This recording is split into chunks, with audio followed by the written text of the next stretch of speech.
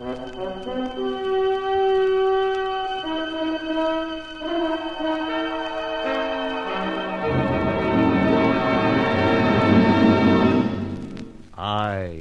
have been here. The Grey Goose, Adventures of a Modern Robin Hood.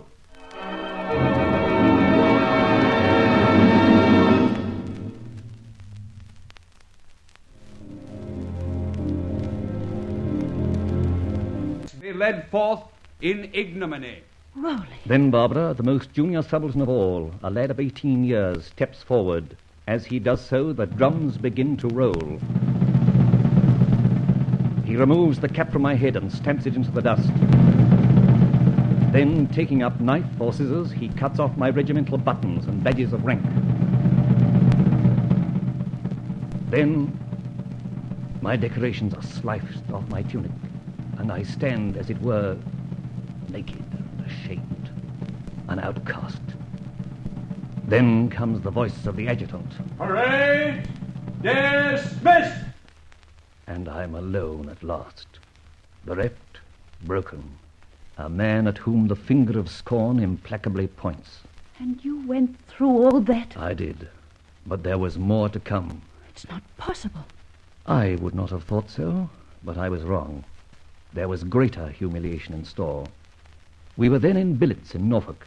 Yes. My brother officers, my friends, erstwhile, staged a farewell party, a final humiliation. Seizing me, they eventually succeeded in tarring and feathering me. Me, their old skipper. Man's inhumanity to man. True. And, Barbara, the billets were in Norfolk, as I said. The time of the year was Michaelmas, and the feathers were goose feathers.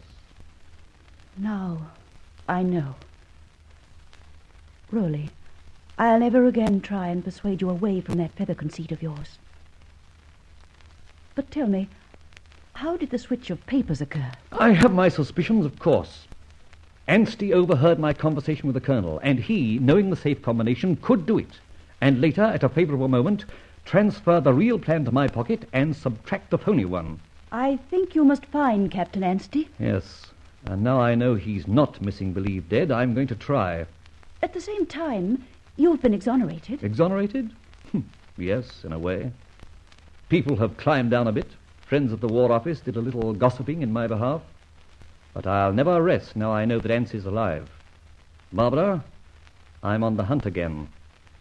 This time it's Operation Anstey.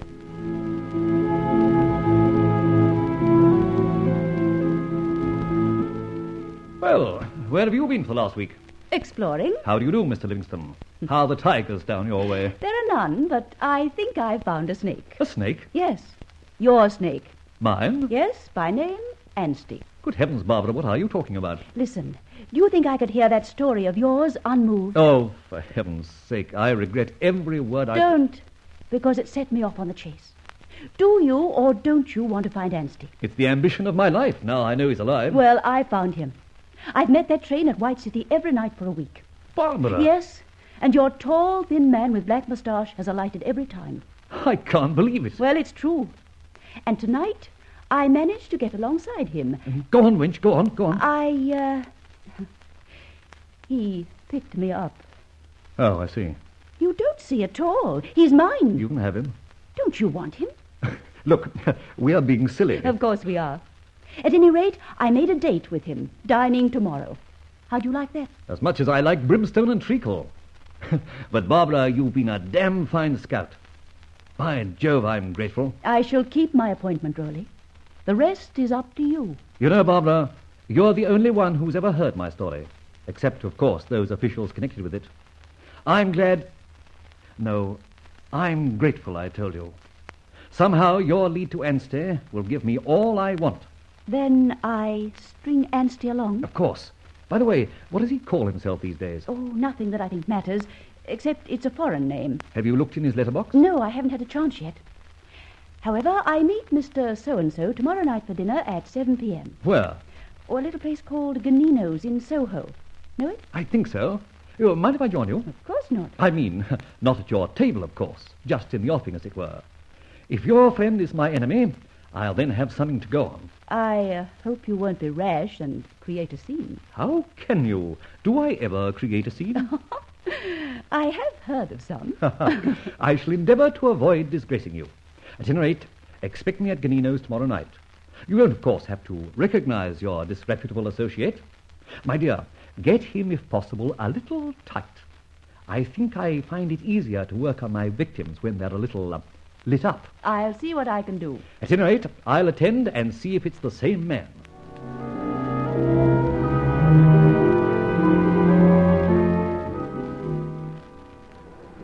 Monsieur is finished? Yes, but bring me some coffee. But yes, café for monsieur. Waiter, would you know that gentleman in the far corner? Oh, but yes, monsieur. He is a gentleman who most frequently comes to Ganino's. One Monsieur Kiralfi from, I think, Hungary, Yugoslavia, you know? You know him, perhaps? No.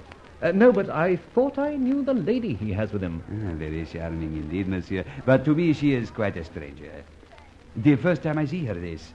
Excuse, please. I go for the café for monsieur. Yes, it's Anstey, all right. Couldn't forget him. But why Kiralfi? Middle Europe. Rolling, my lad.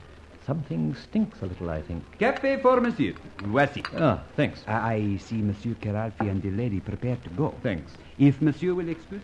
Coming this way. Wonder if Barbara's got anything for me. Mustn't let him recognize me, though.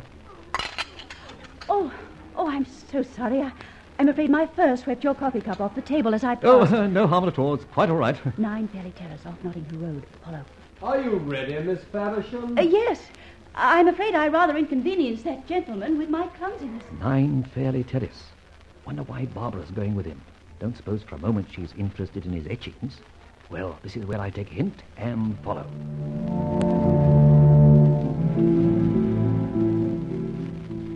Just stroll upstairs and have a look. My heavens, I can't imagine Anstey back in London. Not dead after all these years. Captain George Anstey, now Kiralfi, I'm going to have some speech with you. Whew, what a dump. The gallant captain can't be doing too well. Wonder what Barbara thinks of this place.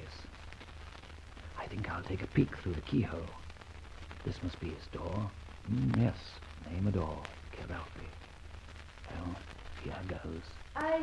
I wasn't expecting to be forced to come here, Mr. Kiralfi. Of course, but since you appear to get in my way, lady... Exactly what do you mean by that? I thought you were a gentleman. I flatter myself I am, but you see, I couldn't help noticing how you consistently caught that tube train and hardly ever took your eyes off me.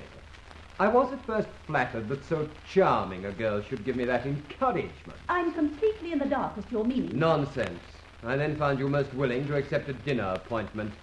Then, being modest in my estimation of my own attraction, I began to suspect. You're being very stupid. Why are you so anxious to make my acquaintance? Answer! Gee whiz, he's onto something. Good heavens, I want some help here. Oh, no keys. Where? Oh, good luck. Here's a hall telephone.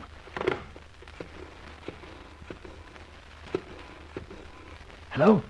Charlie? Yes, quick. Get over to 9 Fairley Terrace, Notting Hill Road, 3rd floor. Make it quick. Bring keys. You know.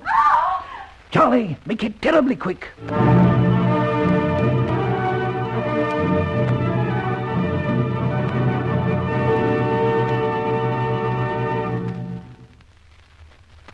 Listen to the development of this exciting chapter in the life of Rolland Fletcher, alias the Grey Goose.